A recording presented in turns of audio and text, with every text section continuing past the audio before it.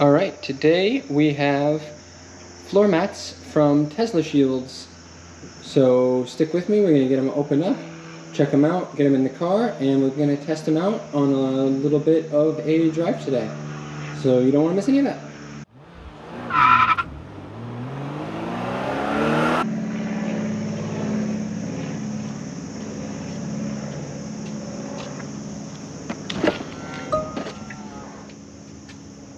Alright, let's start by getting this opened on up and take a look at what we have.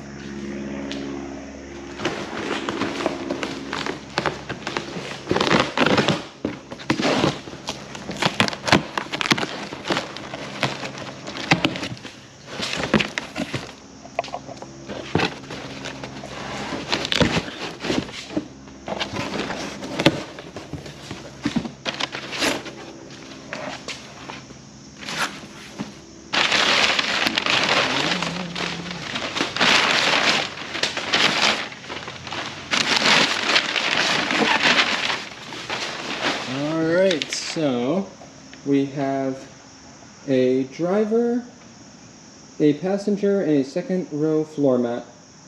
These are all-weather interior liner floor mats for the Model Y 5-seater, and they are custom molded, which is nice.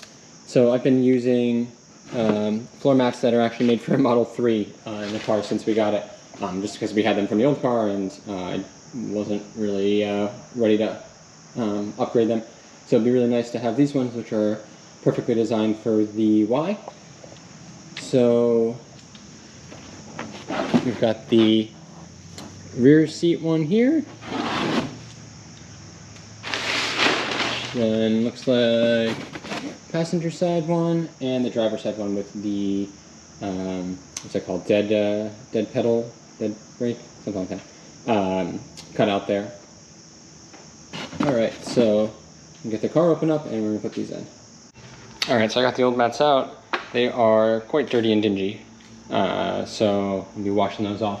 I also probably need to vacuum out the car, but I've got 3 kids and time is at a premium right now. Alright, so let's start with this back one.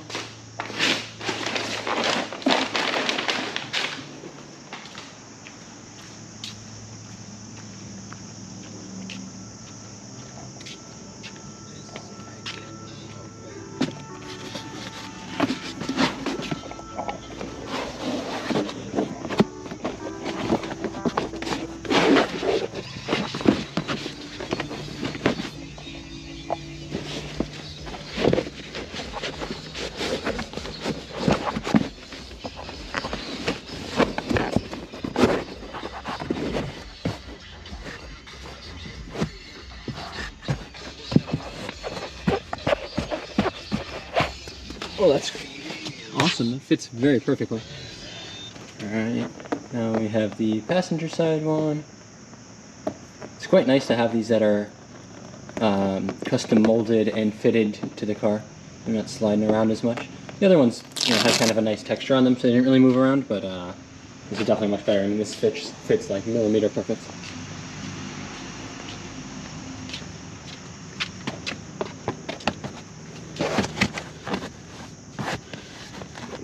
Alright, easy peasy. Yeah, that's quite nice. And last but not least, driver side.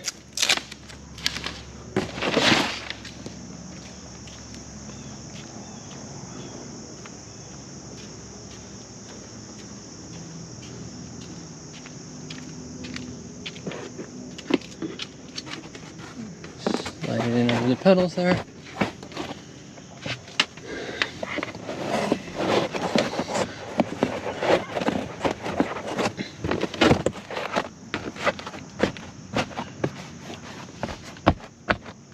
That's awesome. Really like that. It feels pretty durable too, so let's see how it holds up. The other ones held up pretty well.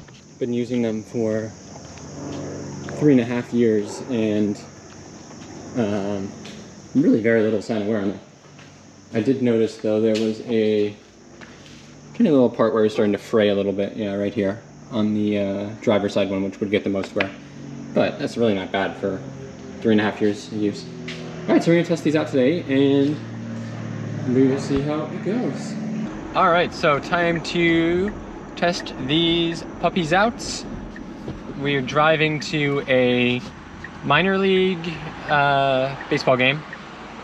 Problem is we didn't give the kids anything enough to make a mess with in here. Yeah, I know. Well, I did find a owl animal cracker. What are you supposed to be? He marches to the beat of his own drum, this kid. Ouch.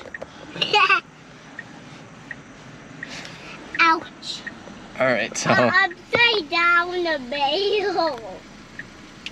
I do really like that these mats are molded and have some depth to them, so that when they inevitably spill things and get Cheerio dust and goldfish and animal crackers all over the back, it will at least be easier to get out.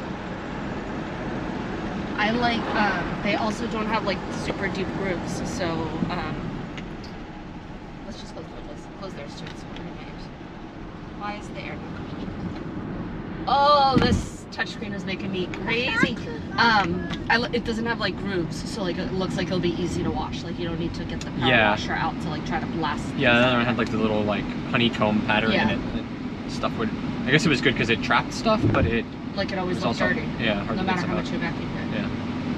We need to vacuum like the actual floors and stuff, but yeah, these are nice. I mean, they're like I said before, but they're like millimeter perfect with the sizing and stuff there. So quite happy with these. Sorry, but I didn't give you much room back there.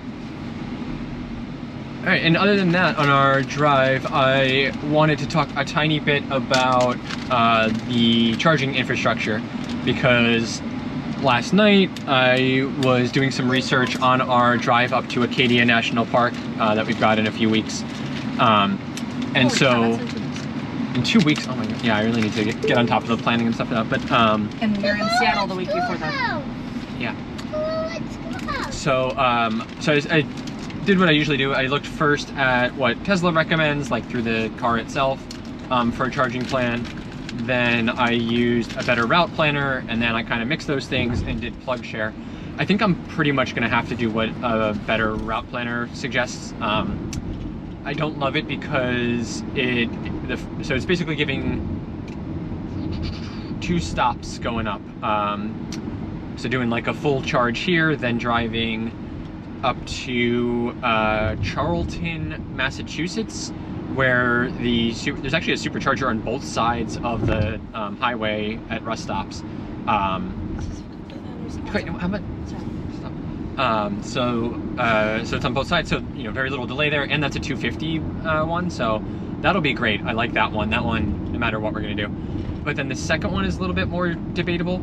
So it was recommending stopping and charging at the Portland supercharger in Maine, which is good, but it's predicting like an arrival of 10% battery there, which makes me a little bit nervous because we're gonna be like driving around and stuff there. So it either means like we charge, the night we get there, which isn't gonna be great. Although that would optimize the charging because the car will be warm and stuff, and if we leave it parked overnight and it cools down, it'll actually charge a little bit slower.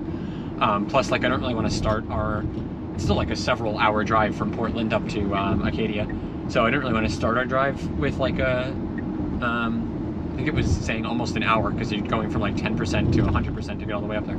Yeah. That kind of charging. So the alternative is a little bit risky, but it would be still that Charlton stop first, not having to charge quite as long there, and then doing a like full-on charge at Littleton, Massachusetts, which is also a 250 watt V3 supercharger. Well, I've got to look again. I feel like one of those is actually the one that they're rumored to be putting in V4 stuff in the future, but anyway, not gonna plan around that. So so if we do that, the problem is then that stretch from Littleton up to Bar Harbor, where there's another V3 250 supercharger, is 280 miles, which should be doable, but makes me quite a bit nervous.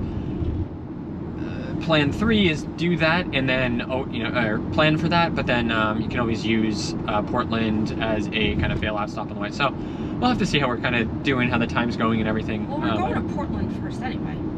Yeah, but it's not like we're going to be doing, like, we can't do anything while we're sitting at that supercharger.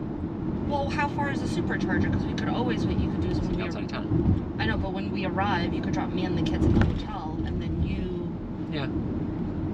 Yeah. That's actually the ideal thing to do. It also looks like Portland in downtown, like every parking garage has, I mean, they're, slower, like 6-7 kilowatt J1772 chargers, but, public chargers. So if we're going to be like doing a bunch of stuff there in the evening or in the morning or something, like, we could at least get a decent charge from that.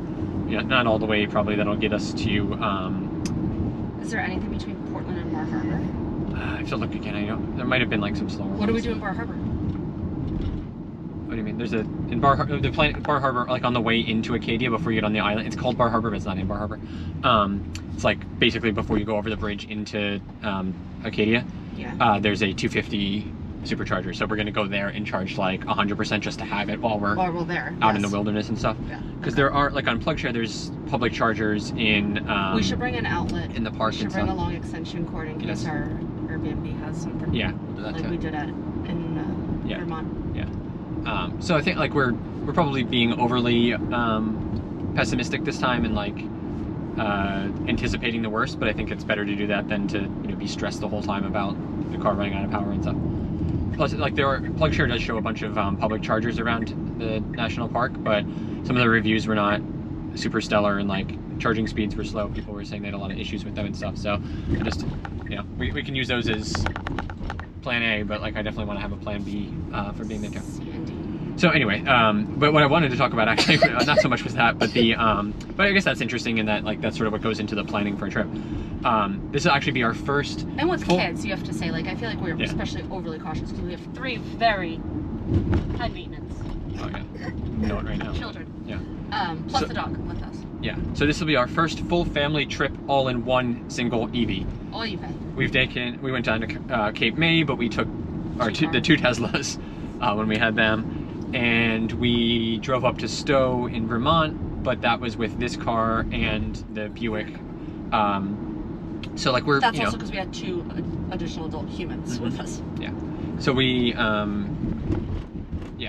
so this is the first. I mean, so both of those, like, it's not like we could have towed the electric cars with the other car or something like that anyway. But so like the planning and stuff is kind of the same, but we have to really kind of be smart about this one. But the other thing I noted was, so it was predicting, I mean, like, don't worry too much about like the absolute times because I was doing it at night last night and I don't know what the traffic situation stuff was, but I just wanted to do like an apples to apples comparison. So, the predicted total time, including charging, to get up to, Acadia in this car and the Tesla was, 9.5 hours. With the Mach-E, which would be doing like a big deep charge at an Electrify America station, also somewhere in Massachusetts, and then another charge up in Maine at I think it was EVgo. But it said it was like a 375 kilowatt charger or something. I don't know. I don't really believe the listing. But anyway, but it wasn't really like predicting that speed. So I guess it was, taking into account how fast the Mach-E can actually charge. But that was saying 10 hours and 20 minutes. So that's 50 extra minutes of charging. I mean, which, does just speak to the major differences between Tesla and non-Tesla charging infrastructure. So I don't think, like, we're not going to have the Mach-E by that point anyway, but I was just sort of interested to do a comparison. I almost wish we could do that now, like take both cars and like do them kind of side by side, but it doesn't make any sense if we're not going to do that. But even if we did, we wouldn't do that. That's a long drive to do that. So yeah, I don't know. I don't really believe. I don't know. Part of me, I think I just don't want to believe that, but I can't imagine where that extra 50 minutes goes in charging. Fast. It's not that different though. Like I think the big difference is that because there are fewer chargers, you have to do like deep charges, and the Mach-E charges really slow after 80%. But so it's kind of, I think it's a little bit faster between 20 and 80% than the Tesla, but the Tesla has like a better overall curve. So because you're going like down to 10 and all the way up to 100 at both of those stops, I think you're right. I think that is where that difference comes from. But like that's like the other part of me just wants to like, you know, mess with that and try to optimize it and try to do better and beat that. But okay, not this time. Not with 3 kids, a dog, and a 10-hour. Yeah, well, we're not gonna have that car anyway. Okay, good. Yeah. All right. So anyway, so that was the comparison of them, and we're gonna keep an eye on. If we had the Rivian and we were doing the Rivian, it would be just as bad. Not worse. Yeah. I can think about that. I wonder actually if they. I don't think they've put any. I don't know. I actually look for that.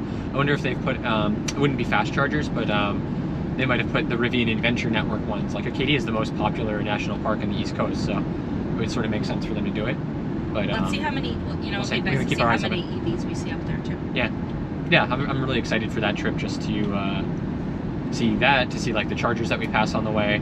And like New Jersey really doesn't do much of chargers like at the highway rest areas. New York State, we've seen them a little bit like as we went up. Vermont was just like, I think kind of the gold standard. They're everywhere, and like you have signs for them everywhere. They're at like every diner and restaurant and coffee place and everything. And beer place. And beer place, yeah, most important.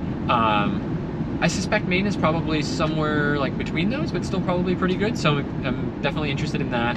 I saw like Bar Harbor, which is kind of the main town where you do have like the restaurants and breweries and stuff, seem to have a bunch of them also. So yeah, make sure you subscribe so you don't miss that when we get to that trip in a few weeks. But then for today, we're also going to check out, it looked like there was an Electrify America station near the baseball stadium. So I want to just check out the state of that and you know, see how the East Coast ones are looking, since I've seen so much about the West Coast ones being all down and like not maintained well, although they're also like ripping out a bunch and replacing them. So I'm gonna check out this one and see if there's anything interesting going on there, since we'll be right there. All right, so that'll be it. Ciao. All right, so pretty disappointing checking out the EA station. There's a level 2 charger here that doesn't even turn on, and 2 of the 4 fast chargers are offline, not available. The CHAdeMO is offline, so bad luck for Leaf owners, although awesome cars here. EV6, Taycan, and a Lucid. Oh, and an eye. Well, that's a highlight for this station. Too bad it doesn't often work. Very cool. This Electrify America station may not work super well, but it's got the best selection of cars I think I've ever seen. Ford Lightning now, Ioniq, ID4, and Volvo Recharge, and us. All right, so now we have found ourselves at Flounder Brewing, and we're about 2 hours into a rousing game of Uno. And we have sent Arlo to go look for chickens because it's a farm, but awesome spot, very good beer, A+. All right, so sorry for the dub over, but the audio didn't actually record it all on our drive back. So after a really fun day of baseball and driving around as a family in the Tesla, I just wanted to report that our first Electrify America station experience really was not very good at all. Sure, it was awesome to see all those cool cars, but pretty disappointing that the charging was pretty bad there, and definitely seemed to be in line with what people have been kind of reporting across the whole country, where the EA stations are largely unavailable and just not well maintained. So there's also no sign of any like retrofitting there, despite the fact that EA is actually doing a lot of remodeling and tearing out the old stations and putting in new ones. Doesn't seem like this is going to be one right now. So pretty upsetting, especially because this wasn't really like a high traffic one. This was one that was sort of off the beaten path a little bit, but you wouldn't expect this much traffic there, but it was all taken up. So if you came, you'd be sitting there and waiting, which is not awesome. So I don't want to draw too much of a conclusion from it, but we'll have to see and keep an eye out on our big road trip up to Maine, which is coming up soon. So not only will we be checking out the Tesla stations that we'll actually be stopping at, but we're keeping an eye out for all of the Electrify America and other charging stations as well. So I'm pretty excited to see like kind of how it holds up to what we saw in Vermont and New York on our last couple of trips. So this will be our first full family trip in a single Tesla. So we've done a Cape May trip where we took both the 3 and the Y when we first got them. And then we had taken a longer road trip up to Stowe in Vermont before, but we also had the Buick then because our friends were here and we needed to split into 2 cars. So this will be the first time that we're all going just in the one. And so it kind of excited to see, how the charging infrastructure is in Maine. Vermont was really awesome. New York State seems to be pretty good.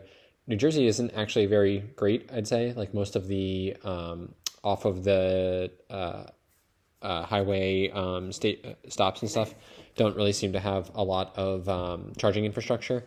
But we noticed a lot in New York and Vermont, like they're just everywhere, not only at the rest stops, but at every single restaurant and brewery and everything. So I'm excited to see if Maine kind of holds up to that. So I already did some research and saw that the LL Bean Maine store actually has the supercharger right nearby. So we'll definitely be checking that out. But we'll see how other things kind of compare there.